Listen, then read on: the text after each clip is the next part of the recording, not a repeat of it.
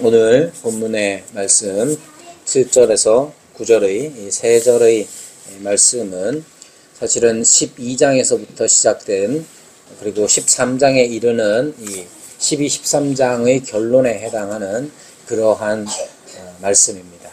형식은 시처럼 되어 있기도 하고요. 원문에는. 그래서 12장과 13장을 다시 한 번 더 훑어보기를 원하는데, 여러분 12장에는 승리와 애통에 대해 말씀하십니다. 그리고 13장에는 승리와 애통으로 인해 새로워질 미래, 장래에 관한 말씀을 하시는 것이죠. 계속해서 반복하여 말씀을 드리지만 기독교 신앙이 무엇이냐 했을 때 핵심이 여기에 있습니다. 여러분 기독교인들 중에 자기가 뭘 믿는지를 모르는 사람들이 생각보다 많습니다. 장건이 이제 목사님 봐야지. 자, 여러분들도 한번 돌이켜서 스스로에게 자문해 보십시오. 여러분 기독교 신앙이라는 게 뭘 믿는 것 같아요? 이거 사람들은, 제가 만난 여러 사람들은 예수님 믿고 죽으면 천국 가는 거 이외에 기독교 신앙이라는 걸 잘 표현하지 못할 때가 많아요. 또는 아니면 대단히 물질적으로 예수님 믿고 내 삶이 잘 되는 거, 병도 낫고 돈도 벌고 사업도 잘 되고 애들도 잘 되고 그 정도 외에 기독교 신앙을 설명할 길이 없는 사람들, 그렇게밖에는 표현 못하는 사람들을 종종 만나는 것 같아요. 나 틀렸느냐? 그렇지 않아요. 맞아요. 맞긴 한데 그게 핵심이냐 했을 때 핵심에 해당되지는 않는다라는 겁니다. 자, 그래서 12장, 13장을 통해서 우리 기독교 신앙의 핵심이 무엇인지 생각해야 합니다.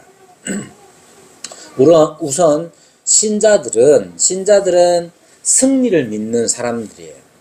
여러분, 승리를 믿는다 하는 것은 싸움을 전제로 하지요. 12장 본문에서는 싸움의 대상이 등장하는데 그 싸움의 대상이 누구냐 하면 예루살렘 사면의 모든 민족으로 되어 있습니다.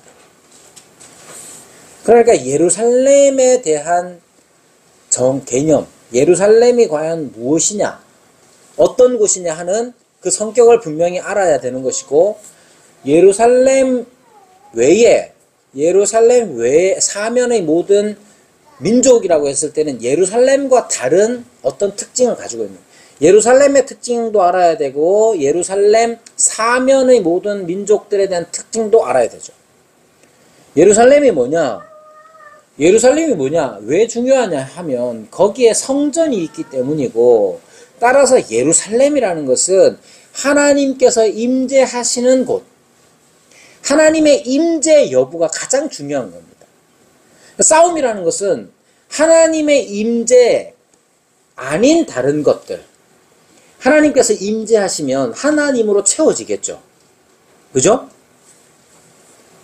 그러면 예루살렘 외의 사면의 모든 민족들이라는 것은 하나님으로 채워지지 아니하는 다른 모든 것들을 말하는 거예요. 싸움은 어디에서 일어나느냐? 바로 거기에서 일어나는 거예요. 이 점이 핵심입니다. 여러분, 우리가 기독교 신앙이라는 게 뭐냐 했을 때 하나님으로 채워지는 거예요.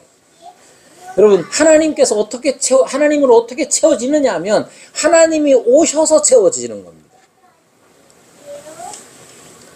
세상의 많은 종교와 신앙, 믿음들은 그렇지 않을 때가 많아요.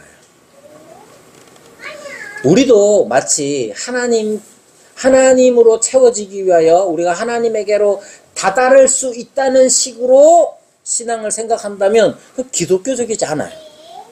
기독교 신앙의 핵심은 하나님이 우리에게로 오셔서 우리를 채우시는 거예요. 세상의 많은 종교와 철학들은 어떻게 하느냐면 우리가 하나님을 찾아가고 하나님의 것들을 우리가 채워냈을 때에 겨우 하나님께 신께 다다를 수 있다는 식으로 생각한단 말이에요. 그러나 기독교 신앙은 그렇지 않습니다. 승리는 무엇이 승리냐면 이렇게 하나님께서 오셔서 하나님으로 가득 채워지는 것, 그것이 우리의 승리예요. 이 세상은요, 하나님의 존재뿐만 아니라 존재도 믿지 않죠. 하나님의 존재도 믿지 않을 뿐만 아니라 하나님의 임재도 믿지 못하고 알지도 못합니다. 더 나아가서 하나님의 존재, 하나님께서 우리에게 오심, 그래서 우리를 가득 채우심, 이 모든 것들을 세상은 비웃습니다. 진정으로 전쟁, 싸움이 있는 것이죠. 우리는 그 싸움에서 이길 수 있느냐? 12장에서는 우리가 승리하게 될 것이라고 말합니다. 왜냐? 하나님께서 계시고 하나님께서 계시되 저 멀리 하늘에 계시는 게 아니라 우리 가운데로 오셔서 우리와 함께 하시는 분임을 우리로 하여금 알게 하기 때문에 그래요. 이 싸움, 이 신앙의 싸움이라는 것이 하나님께서 주도가 되셔서, 하나님께서 주가 되셔서 우리에게 해주시는 것이죠. 하나님은 우리의 챔피언이 되시는 거예요. 여러분, 챔피언이라는 말은 사실은 승리한 사람에게 붙여지는 타이틀이지만 원래 챔피언이라는 말의 뜻은 우리의 대리자라는 뜻입니다. 언제 챔피언이 사용되느냐면 이런 거예요. 여러분, 이제 중세 때 영화 같은 거 보면 귀족들이 긴 창 들고 말 타고 이렇게 푹 찌르는 이런 거 하죠. 예. 근데 귀족들이 여기 보세요. 눈 뜨고 있는지 감고 있는지 보이지가 않네요. 이창건 날 봐. 이렇게 고개 들고. 자, 이건 풀고 목소리 똑바로 봐야지. 자, 그건 놔두고. 자, 창건이가 귀한 집 아들이잖아요. 하나밖에 없는 아들이야. 근데 마상 시합에 나가게 됐네. 잘못하면 죽을 수도 있어. 그때 어떻게 되느냐? 창건이가 귀족이고 귀한 집, 귀족의 하나밖에 없는 아들인데 마상 시합에 나가게 돼. 그때 어떻게 하느냐? 자기의 챔피언을 찾습니다. 챔피언을 찾아요. 그 챔피언은 말 잘 타고 창 잘 쓰고 이런 사람들을 찾는 거죠. 그래서 자기의 대리자로 삼아서 시합에 들어가게 합니다. 그때 어떻게 하느냐? 챔피언이라고 말하는 거예요. 자, 하나님은 우리의 챔피언이 되십니다. 하나님은 우리가 싸워야 할 그 싸움의 챔피언으로서 싸움에 나가십니다. 하나님 이길까요? 질까요? 하나님 이기시죠. 우리를 승리케 하시는 겁니다. 여러분, 우리의 신앙은 여기에서 한 걸음 더 나아가서 이렇게 됩니다. 우리는 늘상 우리가 살아간다는 것 자체가 하나님의 임재, 하나님께서 우리를 가득 채우시고 그 하나님을 하나님으로 모시고 사는 삶에 대한 싸움을 늘상 합니다. 어디에서 하느냐? 숨쉬는 모든 공간과 시간에서 합니다. 여기서 지금 이 시각, 이 장소에서도 그런 싸움은 일어나죠. 여러분, 우리가 늘상 하나님의 임재 가운데 살아가느냐? 하나님의 임재를 무시하고 하나님의 임재를 믿지 않고 마치 하나님이 없는 것처럼 우리는 모든 순간을 살아갈 수가 있는 거죠. 어디에서? 여기 예배당이라는 장소에서도 그렇게 살 수가 있는 거예요. 그러니까 우리는 늘상 싸움을 벌리며 살아가는 사람들인 것이죠. 그러나 우리를 그냥 버려두지 아니하시고 하나님께서는 우리의 챔피언이 되셔서 우리를 승리케 하실 겁니다.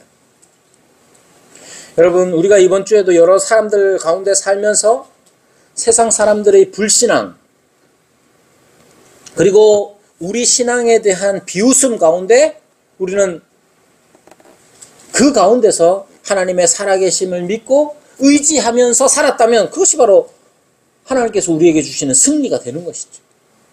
이 싸움은 늘상 있는 일입니다. 가정에서도 있죠. 가정에서도 있죠. 학교에서도 있고, 직장에서도 있고, 사업자에서도 있고, 사람 만날 때도 있고, 예배당 안에서도 있고, 언제나 우리는 하나님의 살아계심을 믿고 의지하며 살아가는 삶, 거기에 대한 싸움을 벌리고 있는 것이죠. 한 주를 돌아보십시오. 우리는 승리한 한 주였습니까? 아니면 패배한 한 주였습니까? 우리가 때때로 패배를 맛보기도 하겠지만 결국 우리는 승리하게 될 겁니다. 왜냐? 우리에게는 위대한 챔피언이 있기 때문입니다. 그러나 이러한 승리의 날이, 즉 우리가 이렇게 하나님의 살아계심과 다스리심을 믿고 의지하며 사는 현실이 우리 가운데 이루어지기까지 중요한 한 가지 사건이 있는데 그것이 바로 애통입니다. 우리에게 승리를 주시는 그분께서는 은총과 간구하는 심령을 부어주시는데 누구에게 부어주시느냐 하면 다윗의 집과 예루살렘 주민에게 부어주십니다. 왜 부어주시느냐 하면 그들이 하나님을 찔렀기 때문입니다. 하나님을 찌른 그 일들을 그들이 바라보고 애통하게 하기 위해서 하나님께서는 은총과 간구하는 심령을 부어주시는 것이죠. 그래서 은총과 간구하는 심령을 가지고 그들은 자기들이 찌른 하나님을 보고 애통해야 합니다. 그 애통함의 정도가 어느 정도냐 하면 독자가 죽어서 장자가 죽어서 애통하는 것과 같은 애통이라고 말씀합니다. 여러분, 독자, 장자의 죽음을 애통해 한다는 건 사람이 느낄 수 있는 가장 아픔이라고 할 수 있죠. 생각해 보세요. 미나란다. 창건이 하나밖에 없는데 독자이자 장자인 창건이가 죽는다. 얼마나 슬프겠어요. 미나 얘기가 같지만 가끔 얘기하지만 우리 큰 아들도 마찬가지. 태어나면서 이제 목에 탯줄 걸고 태어나는 바람에 야가 죽을지도 모릅니다 하는 말을 겁박을 의사에게서 들었던 저는 얼마나 세상이 무너질 것 같았겠습니까? 그래서 그 애통함이라는 게 하나님을 찌른 자기의 챔피언이자 최고 사령관이자 왕이신 이를 찌른 이 애통이 그들에게 있는 거예요. 이 애통은 지금 우리 신자들에게 어떤 내용이냐 하면 말 그대로 우리가 하나님을 찔렀다는 거예요. 신약에 와서 이것은 분명히 드러나죠. 하나님께서 찔림을 당하십니다. 하나님이신 예수께서 이 땅에 오셔서 십자가에 달려 죽으신 거예요. 이것을 우리는 어떻게 믿느냐? 누가 예수님을 찔렀느냐? 누가 십자가에 예수를 못 박았느냐? 여러분 누가 그랬습니까? 저는 안 했는데요. 이러면 안 되는 거예요. 우리가 하나님을 찌르고 우리가 그리스도를 십자가에 못 박았죠. 이것을 우리가 어떻게 합니까? 하나님께서 다윗의 집과 예루살렘 주민에게, 즉 하나님의 임재를 경험하고 하나님의 임재 가운데 있어야 할 그들에게 은총과 간구하는 심령을 부어 주셨을 때에 자기들이 찌른 자를 그들이 보며 애통해하는 거예요. 사실 우리 대부분은 어떤 사람이 어떻게 죽었느냐에 대하여 똑같이 애통해하지 않습니다. 최근에 비행기 사고가 있었죠. 비행기를 타고 있던 거의 전원이 다 죽었습니다. 우리는 안타깝다고 여깁니다. 그러나 애통해하진 않아요. 이 애통이란 어떤 애통이냐? 독자의 죽음. 우리 창건이가 죽었다. 생각해 보세요. 우리 미나가 죽었다. 생각해 보세요. 그런 것만큼 그 정도로 애통해하지 않아요. 하나님이 찔림을 당하셨다. 애통합니까? 그리스도께서 십자가에 못 박혀 죽으셨다. 여러분 애통해요? 창건아, 예수님이 십자가에 못 박혀 죽으셨다.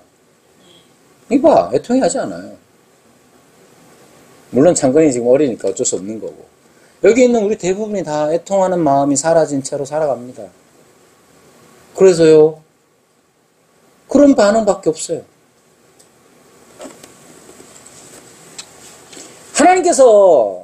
하나님께서 그 백성에게 찔림을 당하셨다.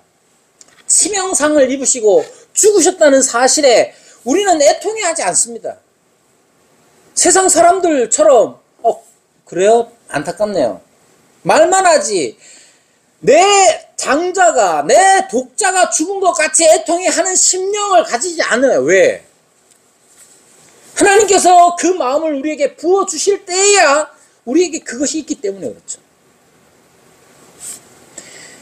하나님께서 우리에게 은총과 간구하는 심령을 부어주셔서 우리가 우리가 하나님을 찔렀다는 사실에 애통해하며 그것이 그 애통함이 우리가 하나님을 찔렀다는 그 애통함이 우리 신앙의 핵심으로 자리 잡아야 돼요. 하나님께서 우리에게 임재하시는 것이 우리의 승리며 우리가 하나님과 함께하는 것이 우리의 승리라는 사실을 알 뿐만 아니라 그것을 믿을 뿐만 아니라 그렇게 살 뿐만 아니라 우리가 하나님을 찌른 백성이라는 사실에 애통해하는 것, 그것이 우리 신앙의 핵심인 거예요. 이러한 애통이 없이 신앙생활을 한다는 건 사실은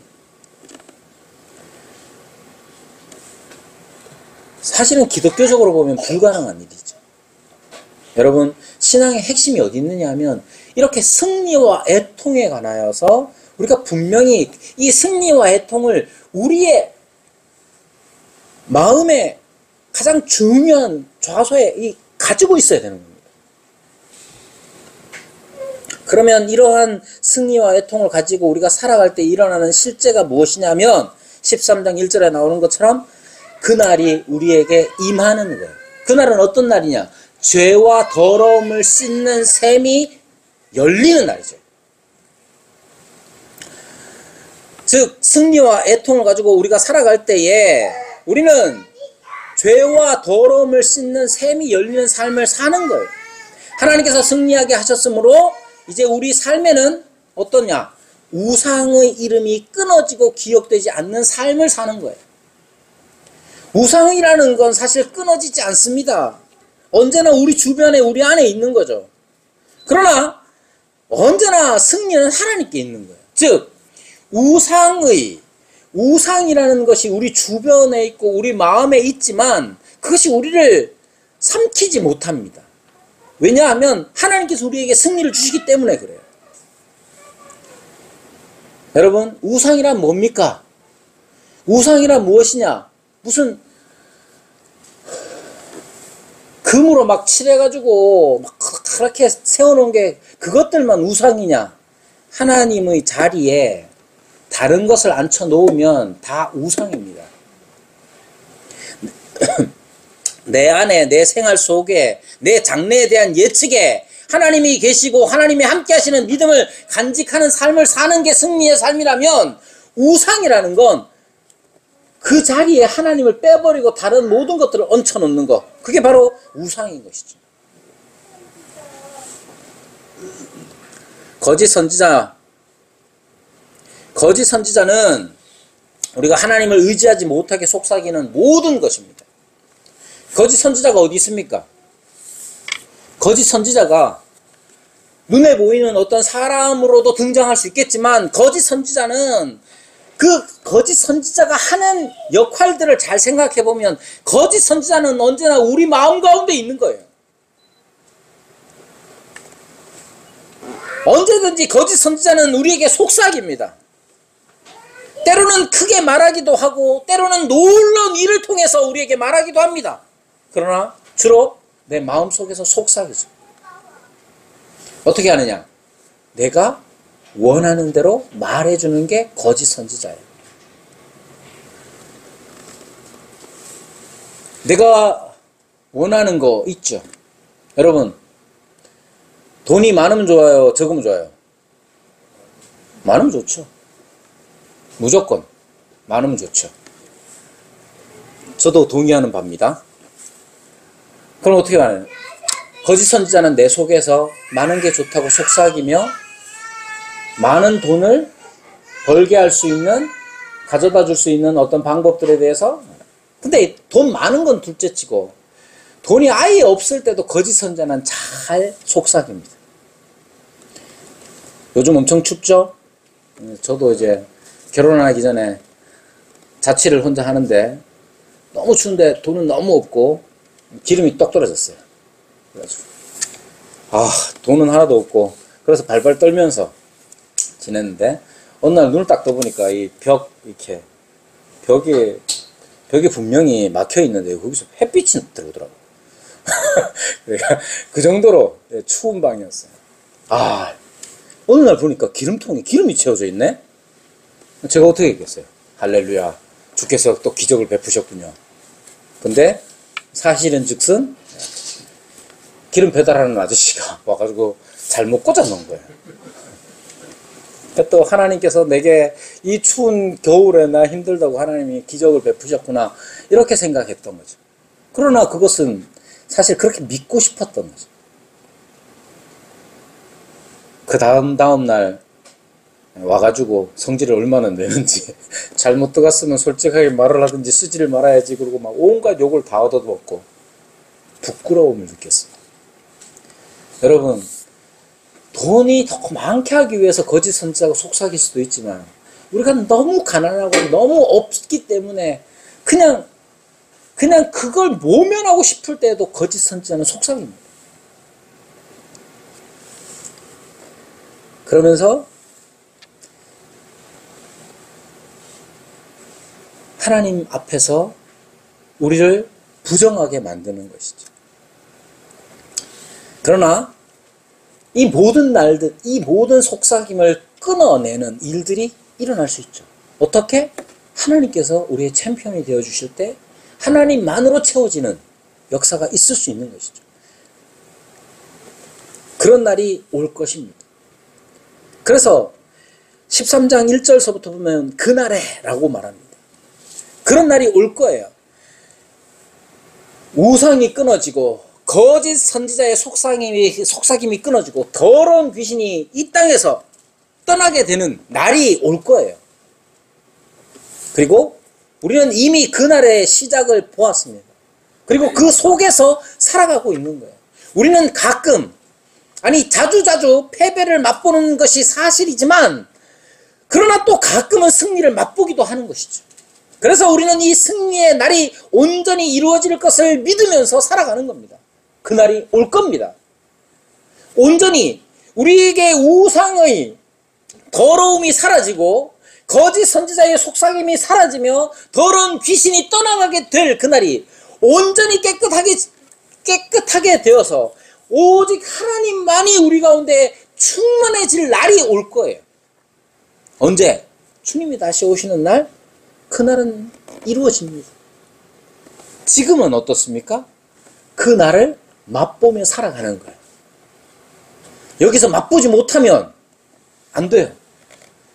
우리가 지금 현재 여기 우리 교회에서 함께 이것들을 맛보지 못하면 장래에 온전히 이루어질 날을 기대할 수가 없는 것이죠. 이게 우리의 신앙이에요. 여러분, 우리가 신앙생활을 한다는 건 이 승리를 우리의 승리로 붙잡으면서 또 우리가 이 승리가 오기까지 주께서 치르신 그 값, 자기를 찌르는데 내어놓으신 그 주님을 향한 애통함을 가지고 우리를 깨끗하게 하시는 죄와 더러움을 씻기는 이 샘이 열리는 그 샘을 맛보며 살아가는 게 지금 현재 우리의 신앙생활입니다.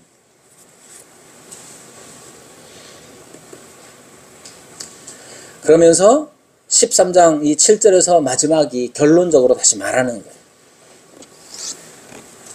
오늘 본문의 7절에서 이렇게 말합니다. 만군의 여호와가 말하노라. 카라 깨어서 내 목자 내 짝된 자를 치면 양이 흩어지려니와 작은 자들 위에는 내가 내 손을 들이우리라. 여기 우선 내 목자 내 짝된 자가 짝을 이루듯이 양과 작은 자들이 짝을 이룹니다. 그리고 목자를 칼로 치면 양이 흩어진다고 말하죠. 그래서 여기서 목자가 누구인지를 밝힐 필요가 있습니다. 스가랴 11장 4절에서 14절에서는 하나님을 이스라엘의 참 목자로 말씀합니다. 그리고 12장 10절에서는 하나님이 찔린 자로 묘사되고 있죠.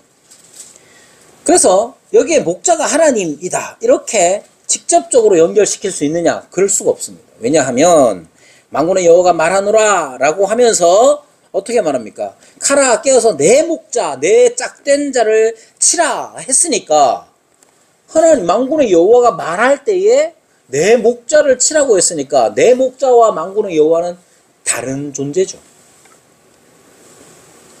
그래서 여기에서 칼을 맞게 되는 목자는 하나님이라고 할 수가 없는 거죠. 말씀하시는 하나님이라고 할 수가 없는 거죠. 하나님과 구별되기 때문에 그렇습니다. 그러나 여기에 이 내 목자라고 불리는 이 존재는 하나님께 인정받은 좋은 목자이고 내 짝된 자라고 표현했으니까 하나님과 친밀하게 연결되는 존재인 것입니다. 그러나 단순히 지금 말씀하고 계시는 만군의 여호와와 동일시할 수는 없는 것이죠. 스가랴서에 보면 적합한 인물이 등장을 하는데 9장 9절에도 보면 왕, 이상적인 왕이 등장하고 3장 8절과 6장 12절에 보면 싹과 관련되어서 약속이 나오는데 바로 올이라고 예견되었던 분이시죠. 즉 한마디로 얘기하면 여기에 내 목자, 내 짝된 자는 누구냐 하면 메시아, 신약적으로 말하면 예수 그리스도께서 바로 목자가 되시는 것이죠. 그래서 스가랴에서 우리가 알 수 있는 것은 이사야처럼 스가랴도 역시 죄를 대속하고 이스라엘과 하나님과의 관계가 회복되기 위해서 메시아가 고난을 받아야 할 것을 지금 말하고 있는 겁니다. 우리는 신약의 시대를 살아가고 있기 때문에 우리는 이 목자가 우리 주 예수 그리스도이심을 우리는 알죠. 그러나 구약 안에서도 분명히 드러납니다. 이사야 53장 10절에서도 그분의 종으로 하여금 상함을 받게 하고 질고를 당하게 할 거다라고 말하는데 누가 그렇게 하느냐? 하나님이 그렇게 하신다라고 이사야 53장에도 말하는 것이죠. 그래서 스가랴에서 목자를 치는 이도 누구냐? 하나님이십니다. 하나님이 그 목자를 치시는 이유는 그 목자가 칼에 맞을 만하기 때문이 아니라 다른 즉 양의 잘못에 대한 책임을 물게 하기 위해서 그렇게 하는 겁니다. 여러분, 예수님께서는 우리의 목자가 되셔서 그분께서는 잘못이 없고 점도 흠도 없는 분이시지만 그의 양을 위하여 즉 우리를 위하여 대속의 죽음을 당하시는 것이죠. 이것이 우리로 하여금 승리를 가져다 주는 것이고 또한 우리가 애통해 할 수 있는 근거가 되는 것이죠. 여기에서 사람들은 종종 말합니다. 역시 구약의 하나님은 참 괴물 같아. 왜? 자기 아들을 이렇게 칼로 쳐 죽이라고 하니까. 칼로 쳐서 죽이는 이가 누구냐? 만군의 여호와라고 말하잖아요. 만군의 여호와가 카라 이렇게 말하면서 카라 깨어서 내 목자 내 짝된 자를 치라 이렇게 말하잖아요. 그러니까 구약의 하나님은 너무 괴팍하고 괴물 같대라고 말합니다. 그러나 여러분 기억해야 합니다. 무엇을 기억해야 하느냐면 12장 10절에 보면 하나님 자신이 그 백성에게 찔림을 당한다는 사실을 기억해야 합니다.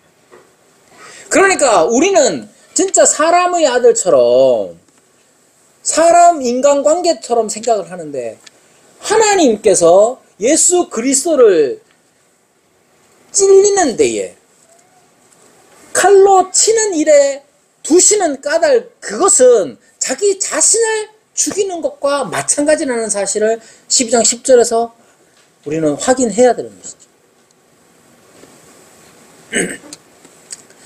그래서 사도 바울은 이렇게 말합니다. 고린도후서 5장 19절에 곧 하나님께서 그리스도 안에 계시사 세상을 자기와 화목하게 하시며 그들의 죄를 그들에게 돌리지 아니하시고 화목하게 하는 말씀을 우리에게 부탁하셨다. 즉 하나님께서 그리스도 안에 계셨다 이렇게 말하고 있는 겁니다. 그리고 목자를 칠 때에 양에게 어떤 일이 일어나느냐 하면 그들이 흩어진다 이렇게 말합니다. 그분이 자기 것으로 묘사한 양들을 보호하시는 게 아니라 그분이 치고 또 그들 위에 손을 들이올 것이라고 말합니다. 이러한 행동에 대해서 우리가 어떻게 생각해야 하느냐? 쉽게 얘기하면 하나님께서 목자를 칼로 치시죠.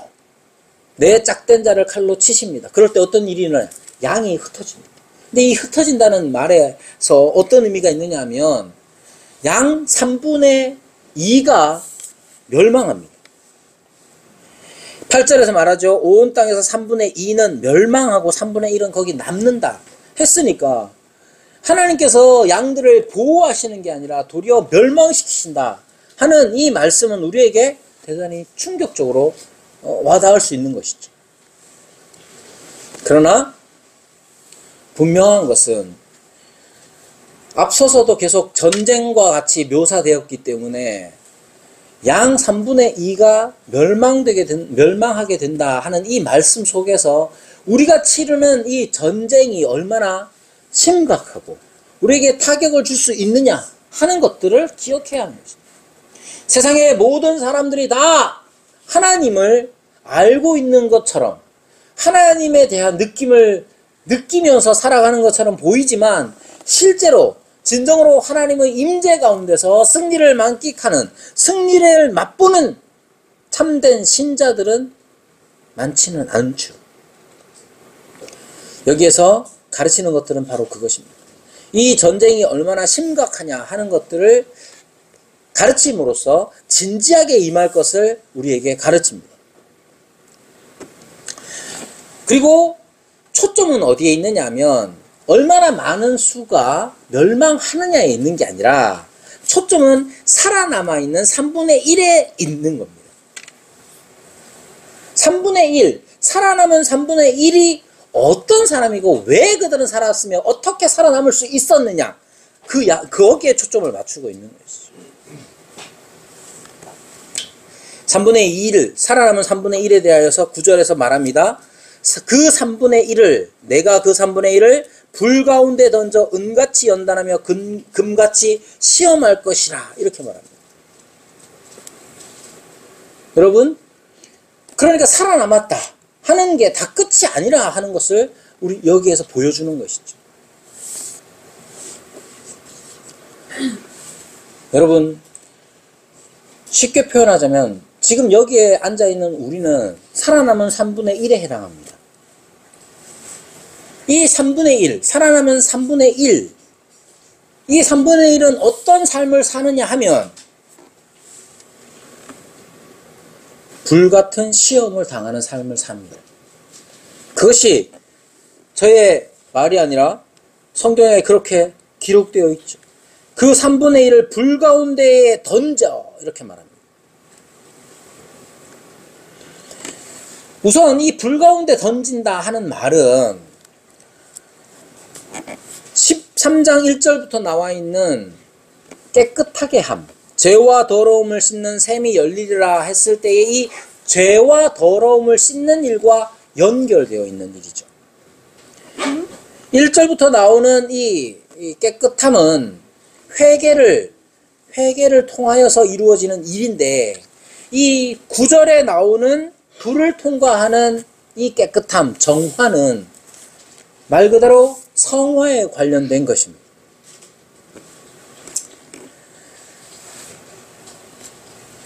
우리가 3분의 1, 살아남은 3분의 1이라고 했을 때에 이 3분의 1은 그냥 호의호식하면서 편안하게 사는 삶이 아니라 여전히 불 가운데 던져진 삶을 사는 겁니다. 그게 우리의 삶이죠. 즉 불같은 시험이 우리에게 늘 있는 겁니다. 그럼 불같은 시험이 뭐겠어요? 불같은 시험. 여러분 불같은 시험이란 괴로워서 죽을 것 같은 상황입니다. 여러분 인생에서 괴로움 다 있죠.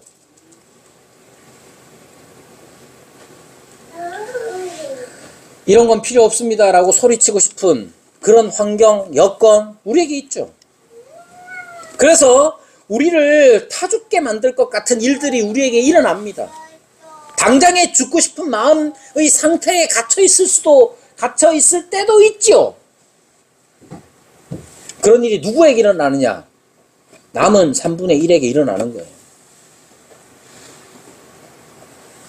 여러분 우리 인생이 예수님 믿고 하나님을 모시고 산다는 이 승리의 인생이라는 것이 불을 통과하는 불같은 시험을 당하는 인생이라는 사실을 잊으면 안 됩니다.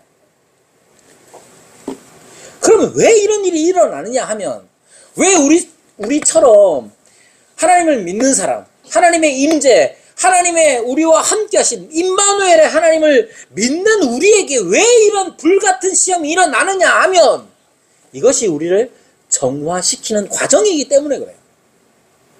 우리를 불 가운데 던지시는 이유는 뭐냐 하면, 우리를 연단하여 은같이 금같이 빚으시기 위함이라고 오늘 본문 말씀이 가르치고 있습니다.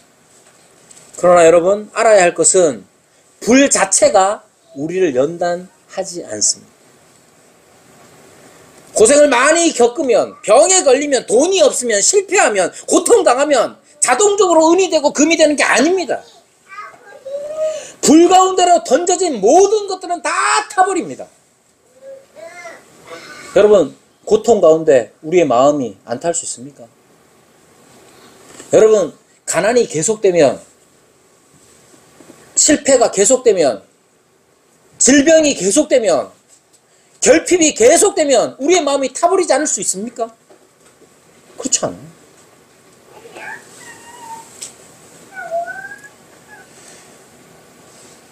어떤 상황에서든지 그 고난이 우리를 자동적으로 연단시키지 않아요. 고난이, 고통이, 질병이, 실패가 우리를 자동적으로 은을 만들지 않고 금을 만들지 않습니다. 왜냐하면 그 불같은 시험은 모든 걸 태워버리기 때문에 그렇습니다. 여러분, 불에 타지 않는 게 있을까요? 불에 타지 않는 거 없어요. 그런데 성경에 등장하죠. 사드락과 메삭과 아벳느고는 느부갓네살 왕이 세운 신상에 절하지 않았습니다. 그래서 그들은 불 가운데로 평소보다도 7배나 더 뜨겁게 달궈진 불에 던져집니다. 어떤 일이 일어납니까? 그들은 타지 않습니다. 너희를 내 손에서 건져낼 신이 누구이겠느냐 하는 이 느부갓네살의 위험에도 굴하지 않았던 그들은 7배나 더 뜨겁게 달궈진 불구덩이 가운데로 떨어졌지만, 그 불구덩이 가운데로 오신 하나님, 그 하나님과 함께했고 그 하나님을 의지했기 때문에 그들은 불에 타지 않았던 거예요. 불이 어떻게 우리를 정화시킵니까? 고난이, 고통이, 가난이, 실패가, 질병이 우리를 어떻게 연단시키고 금을 만들고 은을 만듭니까? 우리가 그 가운데서 하나님의 이름을 부를 때예요. 그래서 계속해서 말하죠. 그들이 내 이름을 부르리니 내가 들을 것이며. 이게 중요합니다.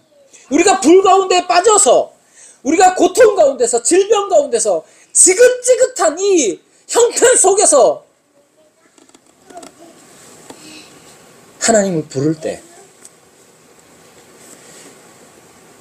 그때에 하나님께서 들으시고 말씀합니다. 이는 내 백성이라. 어디에서 이는 내 백성이라 하시겠습니까? 불 가운데서 말씀하시는 거예요. 불 가운데 여전히 있으면서도 그 불 가운데서 신음소리만 내는 게 아니라 하나님 앞에 신음하며 하나님의 이름을 부를 때에 하나님께서 그것을 들으시고 이는 내 백성이라 말씀하실 때, 그때가 바로 우리가 은으로, 금으로 단련되는 때인 거예요.